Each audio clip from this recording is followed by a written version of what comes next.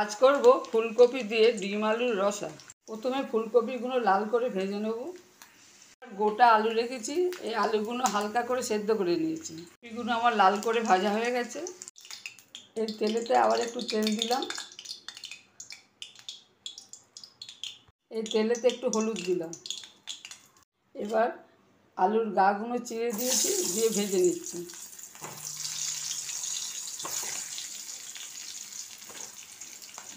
আলুগুলো লাল করে ভাজা হয়ে গেছে, এবার ডিমগুলো ভেজে নেব। এবার ওই তেলেই ডিমগুলো ভেজে নিচ্ছি। লাল করে ভাজা হয়ে গেছে, এবার এটাকে আমি তুলে নেব। এবার তেল দিলাম কড়াতে,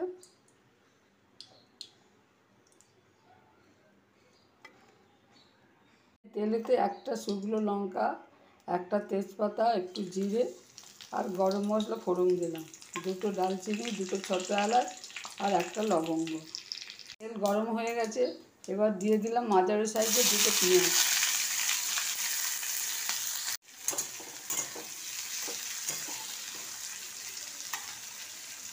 এবার এতে দিয়ে দিলাম 1 চামচ আদা রসুন বাটা।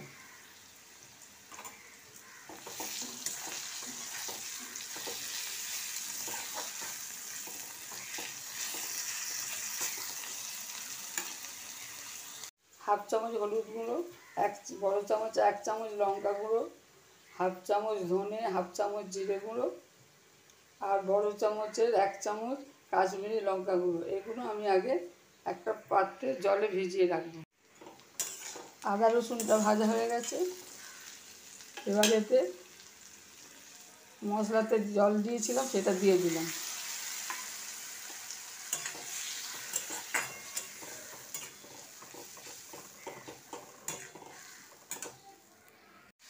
এতে হাফ চামচ চিনি আর পরিমাণ মতো নুন দিলাম।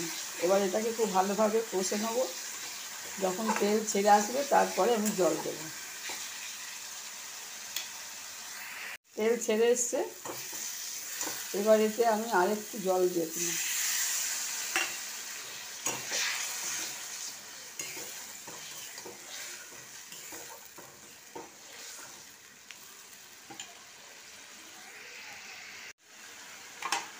এবার এতে আমি আলু, কপি আর ডিমগুলো দিয়ে দিলাম। ডিমগুলো আমি সাইডে কেটে নিয়েছি যাতে মশলাটা ভালোভাবে ঢোকে।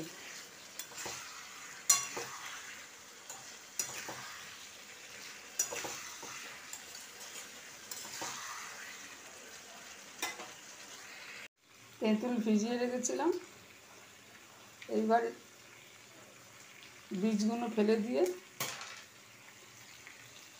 আমি তেঁতুল জলটা দিয়ে দিলাম। আমি এতে টমেটো ব্যবহার করলাম না। এবার এটাকে খুব ভালোভাবে নেড়ে আমি জল ঢেলে দেবো।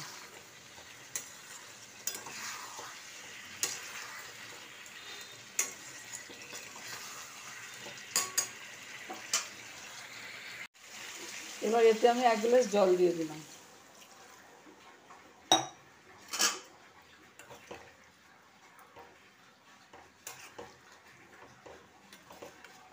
এটা একটু মাখো মাখো হবে, সেই জন্য একটু 1 গ্লাস জল দিয়েছি। এবার এটাকে আমি একটু চাপা দিয়ে রাখবো। ডিম দিয়ে আলু ফুলকপির রসা রেডি। এবার এতে একটু গরম মশলা দিয়ে চাপা দিয়ে দেবো। ডিম দিয়ে আলু ফুলকপির রসা আমার রেডি। যদি এই রেসিপি ভালো লাগে শেয়ার করবেন, সাবস্ক্রাইব করবেন।